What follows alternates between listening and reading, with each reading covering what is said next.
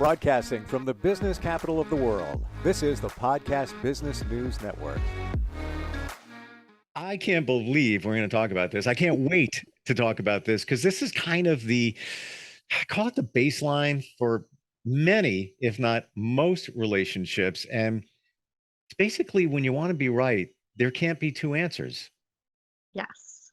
And as soon as she said that, it made me start thinking about situations that I've been in, even, last couple of minutes, and how that applies to it. And she is a very amazing Reiki practitioner, Annie Baker. Now, I always wonder, is it Annie Baker Atwood?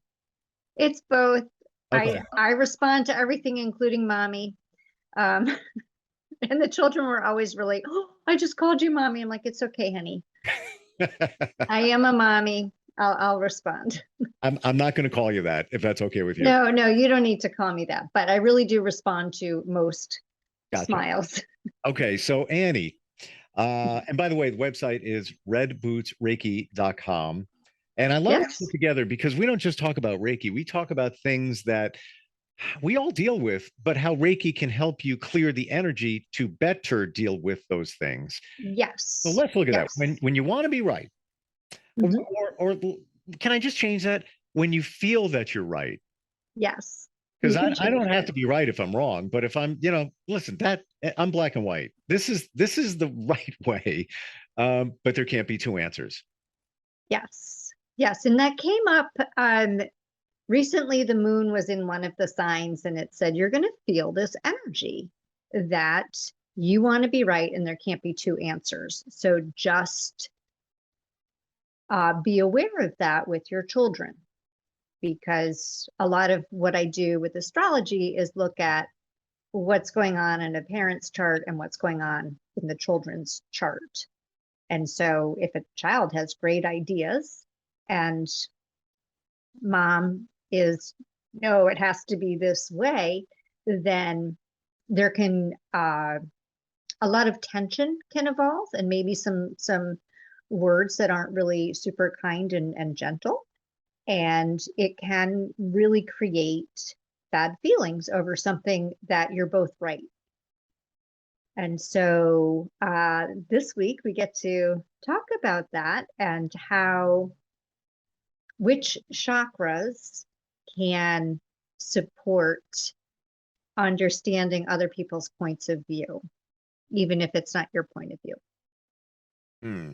So I'm thinking of scenarios, even recent ones in my mind, swirling around right now. Mm-hmm. And what if you truly believe, and everything's open to interpretation, difference of opinion, but what if you truly believe that's wrong? That is just completely wrong. What are you thinking? And that person says, no, that's fine. That's the way it should be. It's okay. Where do you go from there? That's really where Reiki comes in, because there are a lot of times when it just, whatever somebody else is thinking just is not in your wheelhouse. It just can't happen.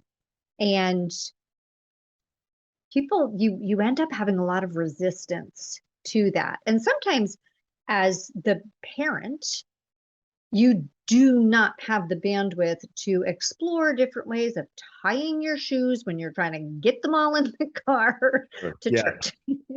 It's like, come on. Mommy's running late. Buckle up, Buttercup. There's no other answers. We got to go now. Yeah. And so, tying shoes is a great example. In my mind, there were two ways to tie shoes. One was the bunny ears. Loop. I still do that. Yeah. It is not wrong. And then the other was a loop, and you curl around and you pull.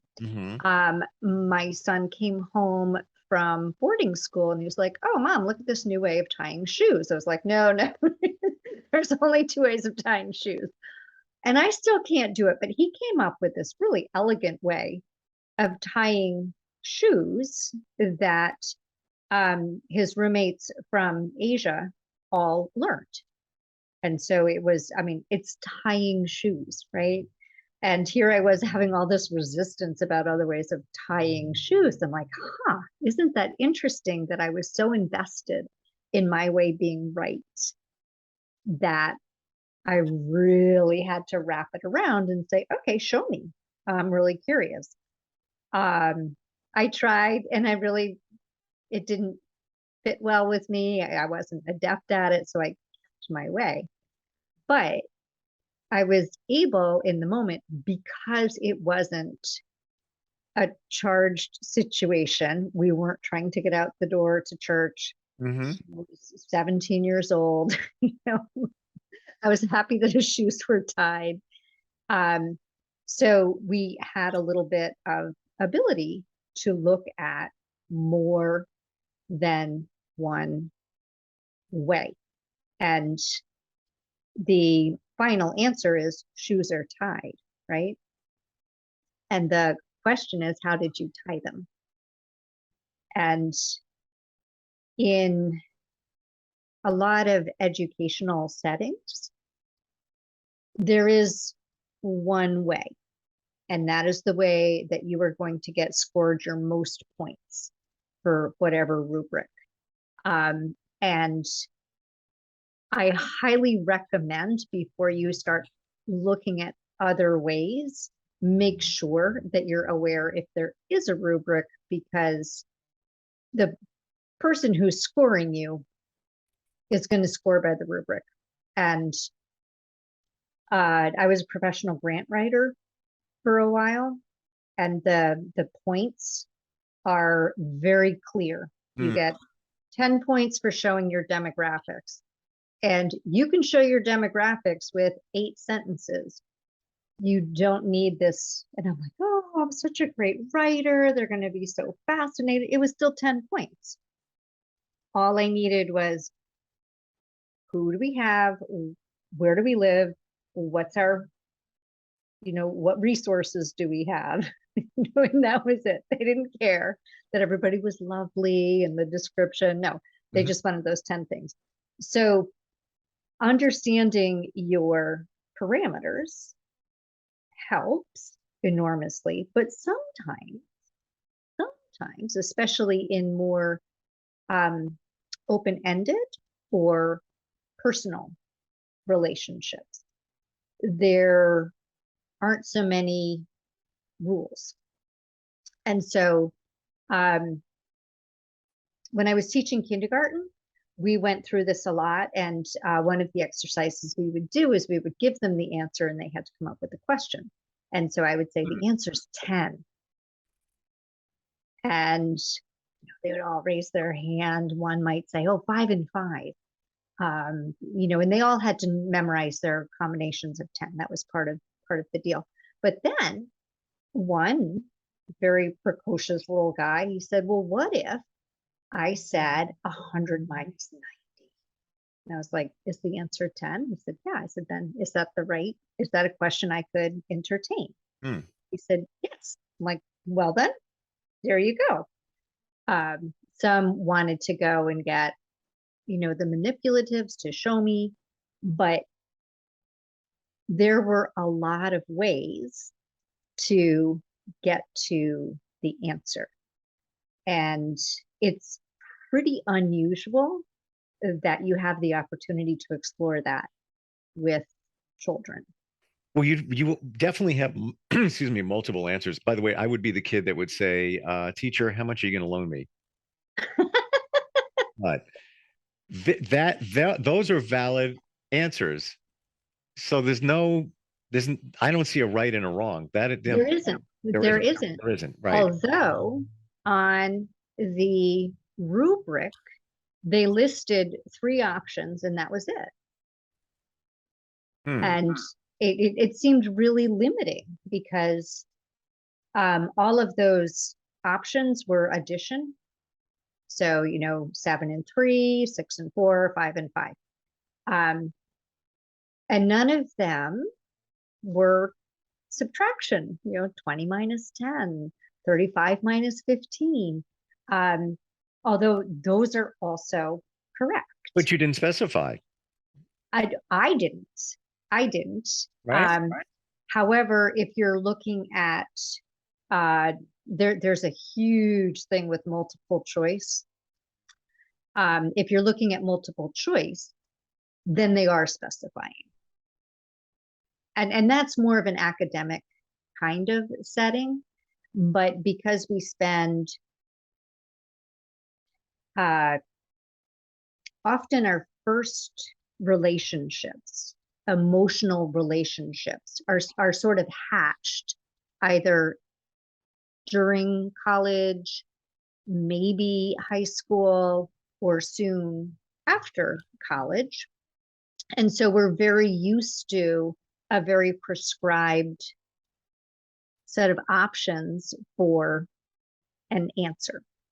And so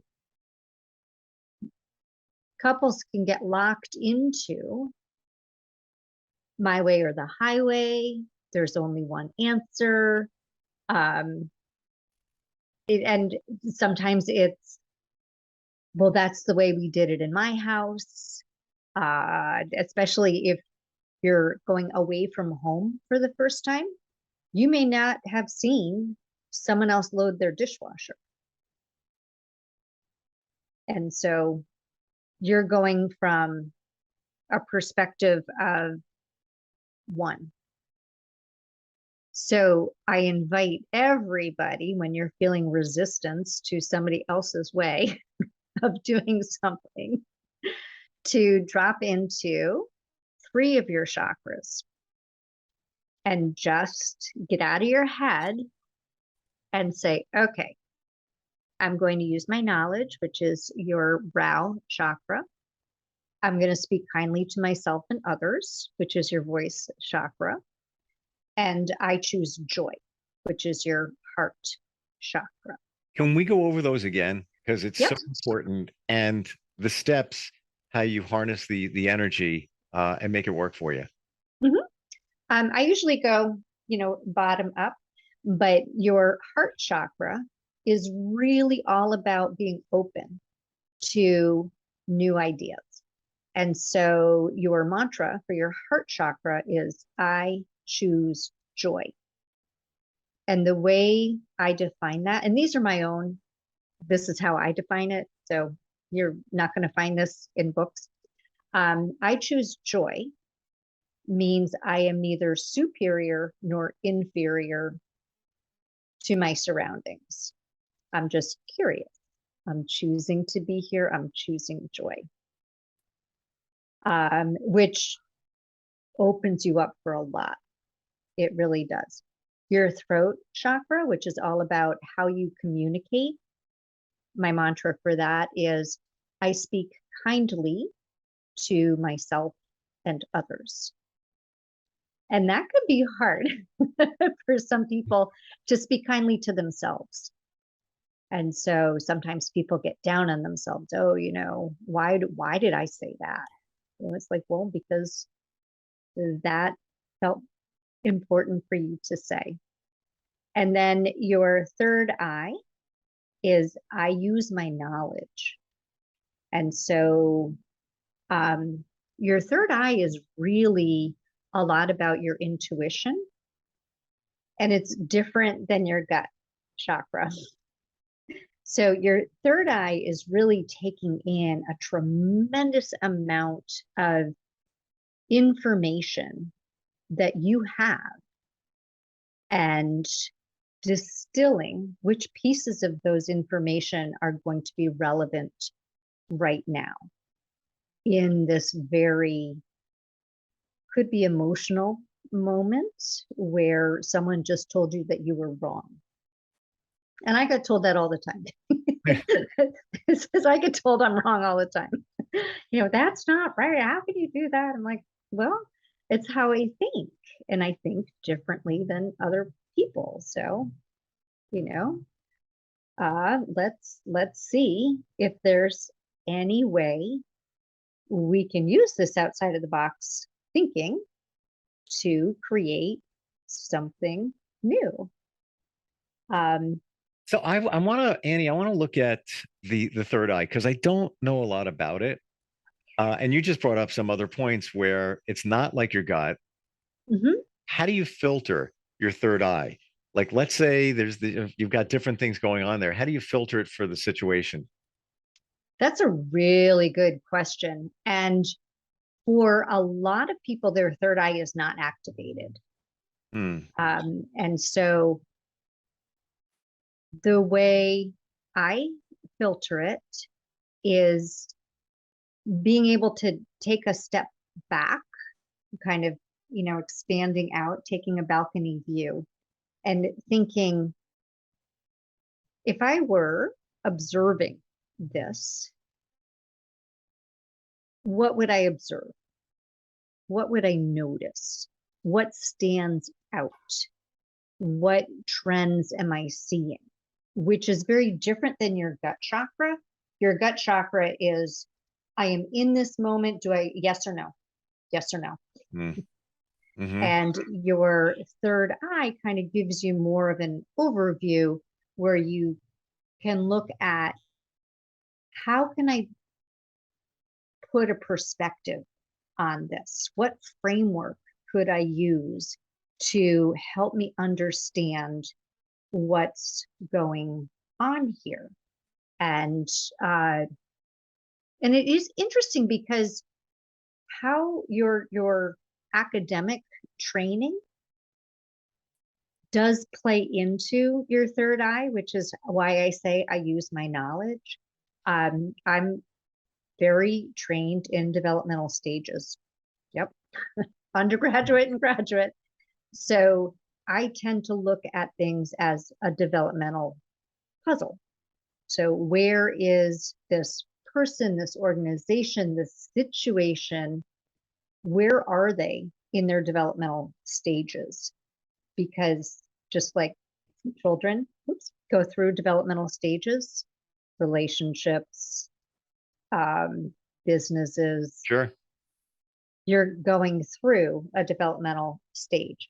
And similar to a toddler feeling very frustrated because they want to do it themselves and there's not time nor bandwidth to do it themselves, that can happen with couples, with a business, with parent-child relationship, even after toddlerhood. Mm-hmm. And for any parents, your children coming back home at Thanksgiving from being away for the first time, this may come up. It may come up. And the more you can step back and say, okay, there is more than one way. There is more than one way. And I'm not saying compromise your family rules. I'm definitely not saying that. But if your child says, well, I know that I need to be home by 11 because I'm on, a junior driver's license and I run out of driving at 11. I don't know if they still do that, but they did that in Massachusetts.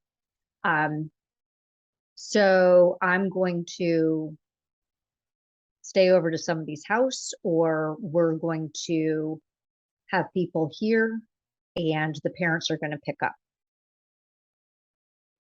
Have you compromised your 11 o'clock curfew? No, but you might be open to letting a movie run over a little bit if you know that parents are going to come and pick their children up.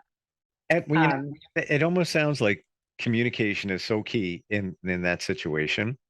Look, can we go back to the third eye? Because I don't think enough is said about it. And it always reminds me, there was a group in the late 90s, Third Eye Blind. Oh, I don't remember that one. They don't semi-charm kind of life, a whole bunch of hit songs they had, but now it comes clear, Third Eye Blind, where you said a lot of us, it's not activated, it's not working. So questions, how do you turn it on? How do you know it's working? Okay. And Yep. I'm hitting you up with a lot of questions right now. Anyway. Yeah, no, this is good. This is good. I'm ready. Is there a connection between your third eye and your gut? Now, you said they're very different, and I totally got that. Your explanation or details on both were very, very clear. But I wonder if they communicate. Is there a They absolutely do. They absolutely do. So one of the best ways to open your third eye is actually closing your your eyes. Literally, And literally. literally, yep. And putting your, okay, go back to the receiving hand, which hand has the thumb on top. Put that receiving hand, which is receiving energy from the universe. I'm just going to call it universe. Other people have other names for it. Source, God, prayer, whatever. And you're going to put your two middle fingers just in between your eye. I'm sorry, you're in between your brows, right in between the eye. Mm-hmm. And it starts to warm up. Huh. Yep. It'll start to activate and it will start to warm up. And you're going to actually start to see in your head three-dimensionally, but it's not clear. Everything's a little fuzzy. 100%. Yeah. Like, Yeah. And so muted images, darker, lighter colors, something going on there, and I'm trying to make it out. yeah. And so there's a depth of field with it. It's not just a flat, like watching a TV screen. It's more like watching an outdoor play. So you're seeing the depth and you're seeing interactions between characters, which, are energetic beings. You can call them souls. You can call them your non-lingual connection with other people. Spirit guides. Spirit guides. I see my spirit guide loves buttered toast. He's this young guy. He like shows up. He's like, check out what you can do with your energy. Wow. You thought it was just a trickle. It's a fire hose. I'm like, okay. Question. I just want to make sure. And just what you said, but let's do two things here. We have a couple of minutes, but I want to go back to that because it was so cool. In a previous podcast, we talked about the energy receiving hand. Oh, yes. When you put your hands together, which one instinctively? Yep, whichever thumb is on top. I don't know if you remember, where is thumbkin? Where is thumbkin? Whichever thumbkin, your thumb is on top, is your receiving hand. And so that's the hand that you called it your antenna, which is exactly what it is.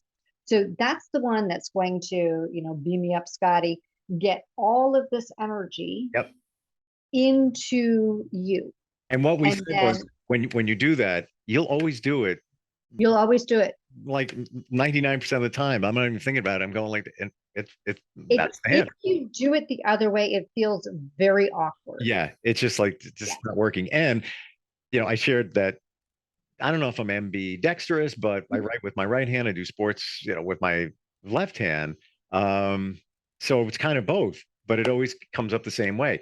So when you're taking that receiving hand, the energy receiving hand, putting the two middle fingers between your brow, should you be thinking about something or a situation that you want clarity on, or just clear your mind and just go there and see what comes out? You can do both. You can do both. So many times we will have a dream and you're not going to remember all of the dream, but there's just something maybe unsettling or very happy in the dream. Okay. So that is your third eye trying to get your attention. And so you can drop into your third eye and ask specifically, what do you need me to know about filling up? My last night's dream was it was a rotten pumpkin, which makes sense for this time of year. But I could drop in and ask, what more do you want me to know? So I could do a meditation that way. Your third eye is definitely let free during meditations. If you have the opportunity, I feel so weird doing this, on camera, but putting both hands over so that your two fingers are on your third eye, but your hands are wrapped around into your jaw. And that's coming down to your throat chakra. Then you're actually giving your third eye that subconscious voice. Wow. Yeah. And that's really cool. That's just a beautiful way to get clarity on how you want to answer a question. So Wow. rather than just saying no, breathing in, putting that there, and just, I mean, and it's such a natural thing, kind of just, tucking your hand in, and you kind of have that like thinking pose. Parents do this. And what they're really doing is figuring out, how am I going to answer this? Wow. Even if you're at a work meeting and you just, go like this, yeah, yeah, all right, interesting. Yeah. All right. Hand goes up. And that will activate words for you. Wow. And very, very kind words, because you're activating your third eye, your throat chakra, as well as your heart chakra. And so you're going to come up with a way of validating their thought process. It doesn't mean that you're going to agree to it. I think that that's where people get tripped up. Like, oh, if I validate it, it means I'm agreeing to it. No, it doesn't. You're just acknowledging that their point of view and their thoughts are pretty cool. We're just And at a time. But yeah, you can say, wow, cool idea. Can't pull that off right now, which is a great phrase for everybody. Can't pull that off right now, but I'm going to tuck that in the back of my head. yeah, so you're not dismissing them, and you're not. Everybody just wants to be heard. They don't want to be, you don't have to activate what they say, but they want. That's awesome. If there's anything anybody takes away today, and I took away so much, I can't wait to try the third eye thing. Oh, But just what you said, how giving somebody a voice, and you're not saying that was a great idea. No, it's almost as if I'm considering what you said, and I can't deal with that right now. But okay, yeah, point taken. yeah. Point taken. Nice way of Yeah. doing it. But using that technique with the third eye. Try it with me, third eye, right around. Right, and into the throat chakra, it's almost, I think it's almost like step 2 of a breathing technique, because when you're in a challenging situation, okay, deal with this right now. This takes it one step further to better deal with it, in a I guess a diplomatic way, instead of just saying, And honestly, if it doesn't come to you, you've still shown that you've paused, and sometimes like, yeah, got nothing. yeah.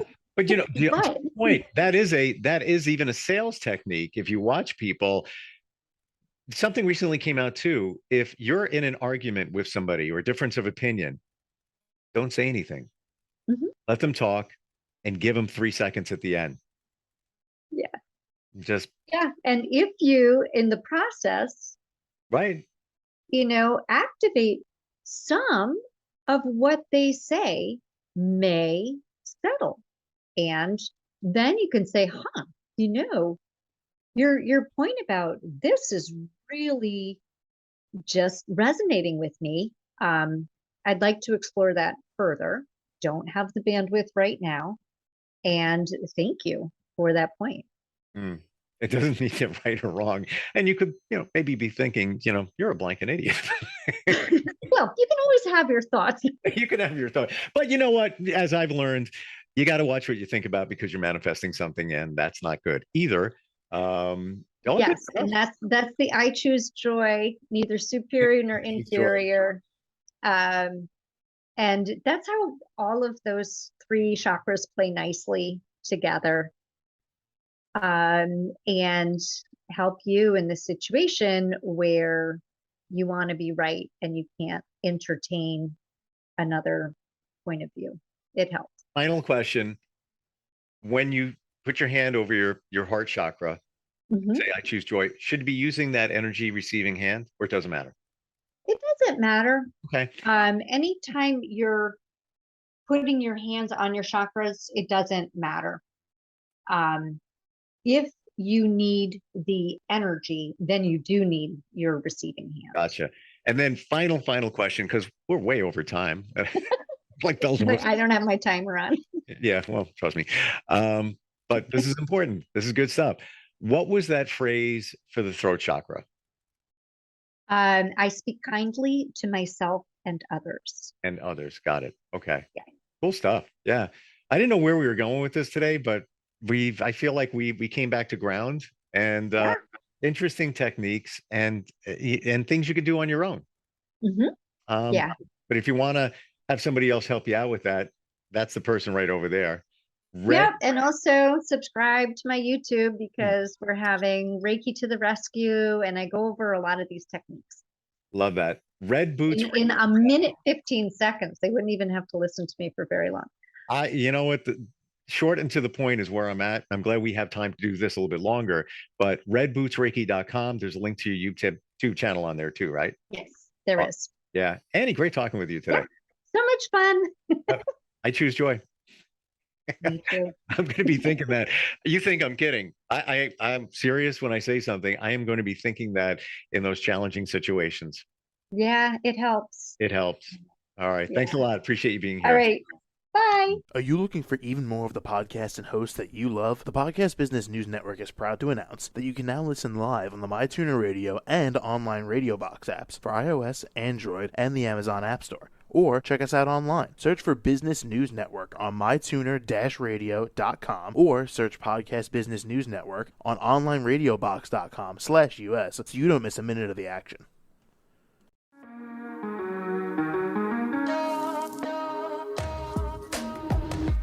Broadcasting from the business capital of the world, this is the Podcast Business News Network.